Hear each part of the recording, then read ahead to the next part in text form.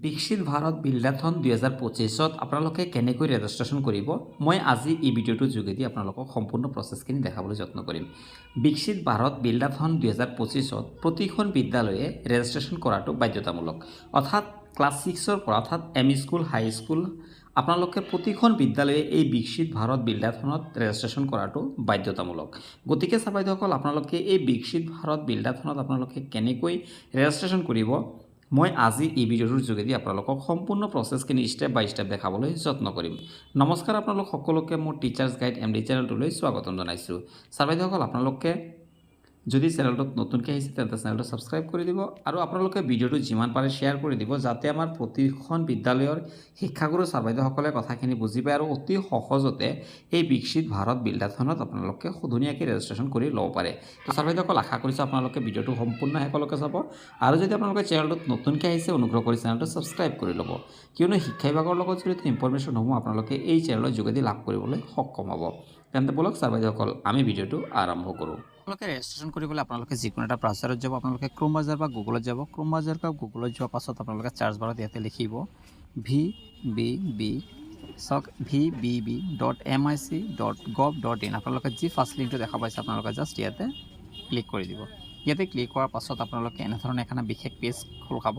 এই পেজটোত আপোনালোকে কি কৰিব চাওক, ইয়াতে বিকশিত ভাৰত বিল্ডাথন 2025 যি আছে ইয়াতে আপোনালোকে যি ৰেজিষ্টাৰ অপশ্যনটো পাইছে আপোনালোকে জাষ্ট ৰেজিষ্টাৰ অপশ্যনটোত আপোনালোকে ক্লিক কৰি দিব।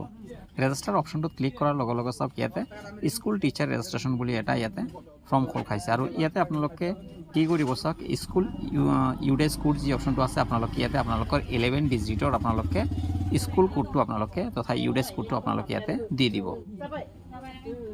ইয়াৰ পাছত আপোনালোকে আই agri to the terms and privacy যি অপশ্যনটো আছে ইয়াতে ক্লিক কৰিব আৰু আপোনালোকে প্ৰচিড অপশ্যনটোত আপোনালোকে জাষ্ট ক্লিক কৰি দিব। ইয়াতে ক্লিক কৰাৰ পাছতে আপোনালোকক স্কুলৰ গোটেই ডিটেইলছখিনি আহি যাব। চাওক স্কুলৰ গোটেই ডিটেইলছখিনি আহিব, যদি অহা নাই আপোনালোকে সেইটো আপোনালোকে ফিল আপ কৰি দিব, যেনে মণ্ডলো দি দিব, পিনক'ড এইবিলাক আপোনালোকে দি দিব।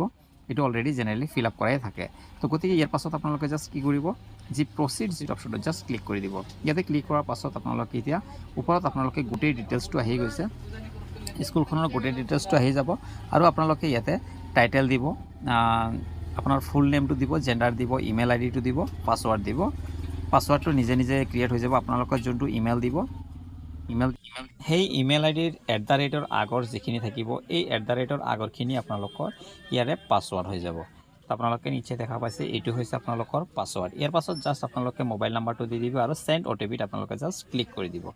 চেণ্ড OTPত ক্লিক কৰাৰ লগে লগে আপোনালোকৰ যি মোবাইল নাম্বাৰটো দিছিলে তথা আপোনালোকৰ যি ইমেইল এড্ৰেছটো দিছিলে সেই ইমেইল আইডিত এটা বিশেষ OTP যাব আৰু সেই OTPটো আপোনালোকে ইয়াতে দি দিব আৰু দিয়াৰ পাছত আপোনালোকে প্ৰচিডত ক্লিক কৰিব। প্ৰচিডত ক্লিক কৰাৰ পাছত আপোনালোকৰ যে ভেৰিফাই আৰু যোনটো আছে ইয়াতে আপোনালোকে ক্লিক কৰিব আৰু আপোনালোকৰ ইয়াত ছাকচেছফুল হৈ যাব।